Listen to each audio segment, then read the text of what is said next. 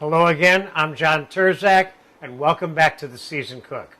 Today, I'm going to answer one of my favorite questions to answer, which is, how do I make my French toast? I'm making a breakfast or brunch version and a somewhat dessert version for you today. So, we're going to use thick white Texas toast that I have here, and I've cut some of it into triangles, and I'm going to cut these other two into triangles for you too. And we're going to make a custard. So in some regards, this is kind of like a fried custard bread. Now, could you use this custard mix to make thin slices, sautéed the way it's often, I would consider, traditionally made in America in a sauté pan? Yes, you can. So you can use this custard for any one of your particular French toast recipes also, okay? So I have 11 egg yolks here in this bowl. And I'm going to put my last egg yolk in here. So now I have a dozen egg yolks.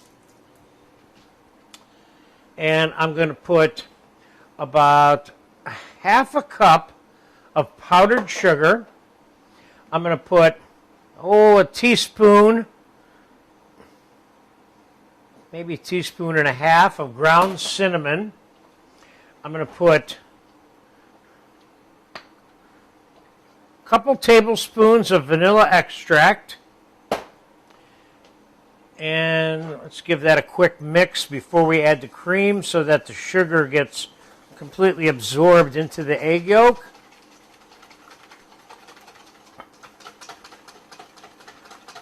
I don't recommend milk for this just because I love it more, it being richer with the cream, although you could, I suppose, use milk instead of the heavy cream, and it would still taste good.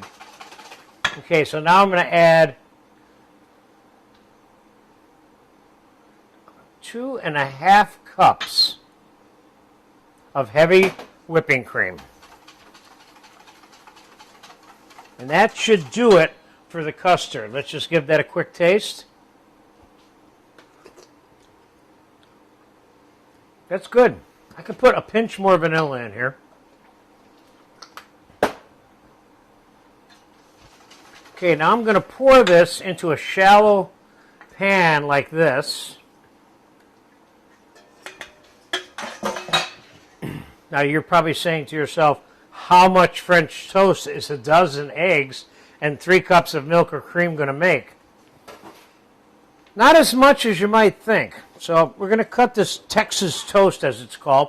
Now, you could go out and buy unsliced loaf of bread and using a bread knife, cut your own thick pieces of bread. You don't have to buy the Texas toast. So let's set this, or some of this, into the mixture to absorb. And there's a very key piece of information here is you don't want to over soak the bread. And you don't want to under soak the bread either. So we're going to give this a couple of minutes on this side, then we'll be right back. Then we're going to turn these all over. We're going to give a couple minutes on that side, and then they're going to go right into the fryer. Hopefully we can get them all in there. If we can't, whatever doesn't fit into that fryer, we'll take out of this custard so it doesn't keep absorbing the custard. You don't want to over soak, the bread will fall apart. So we'll be back in a couple minutes. Okay, it's been soaking for about 2 or 3 minutes. Now I'm going to turn it over. Remember now, like I said, once this bread is done soaking, you need to get it out of this custard, whether it goes in the fryer or not, immediately. So the bread doesn't get, I don't know, what's the word? Custard logged?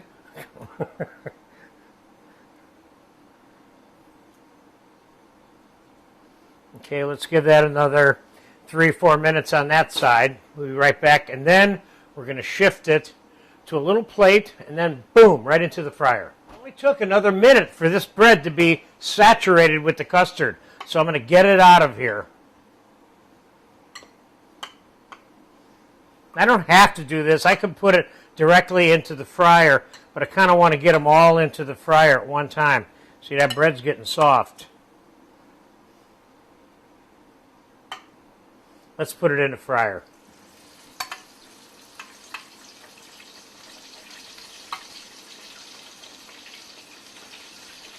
I'm going to fry it until it's brown on one side.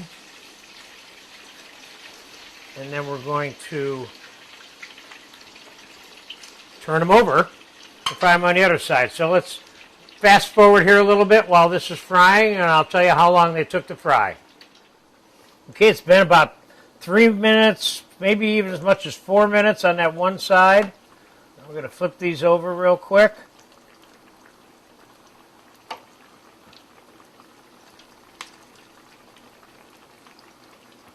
Looking good, looking good. Now I've got a pan here with paper towels on it, so I have something to drain these on before they get transferred to this plate we're going to actually eat off of, okay? So I'll be back in a couple of minutes, so we'll pull these out, and we'll put these other 6 in, just for fun. Okay, it's been about 3-4 minutes on the other side. These bad boys are done.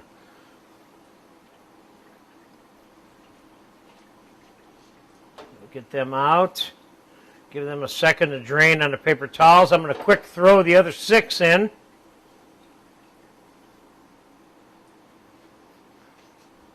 And fry all these.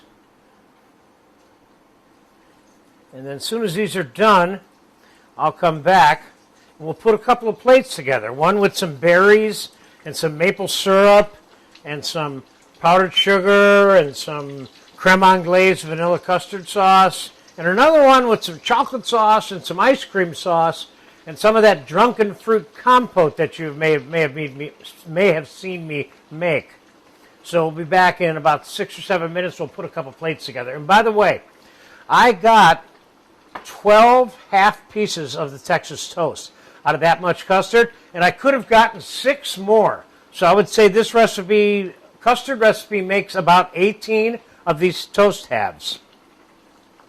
So I'll be back as soon as these other ones are done frying. Okay, the French toast is all done frying.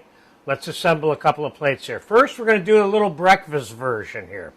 Now, I would say that 4 of these pieces of French toast is definitely a breakfast, okay? Now, I'm going to put a little bit of vanilla sauce on this plate. Over on this side, some Creme Anglaise, which you have a video for. I'm going to put some straight up maple syrup over here. And of course, you'll do this the way you want when you're making and about to eat this. You can put sliced bananas. You can put strawberries on this if you want. I would call that my simple version of straight up breakfast French toast there, okay? It's the custard flavor that will make you crazy that's inside this bread, okay? So there's our simple breakfast or brunch version, okay? Like I said, strawberries and bananas go very well with this also. Now let's make what we'll call a dessert, a little bit more elaborate version. Let's take and let's kind of lay these so we have a pocket in the middle. And right in the middle of this, I'm going to put some of the Drunken fruit compote. So now this is becoming a little bit more complex in terms of the fruit addition, and I'm seeing this more as a dessert version, like I said, okay? And I'm going to even go so far as to put a little bit of the sweet and sour cream on top of that compote, the same way I did when I made the Drunken fruit compote dessert.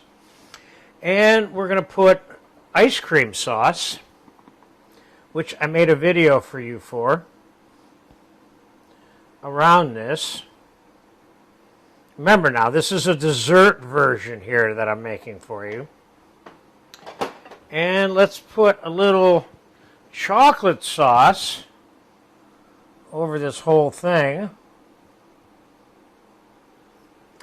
And could we put a little bit of maple syrup in here just for fun? Yes. And we're going to hit this with some powdered sugar. And this is a little bit more desserty. Could I put a scoop of actual ice cream in that hole and then put the fruit on top of it? I certainly could. So there you have it. Here's more of a desserty version of the same breakfast version that's over here. I love this French toast. And we're going to sit down and eat this stuff to death as soon as that camera gets shut off. Thank you.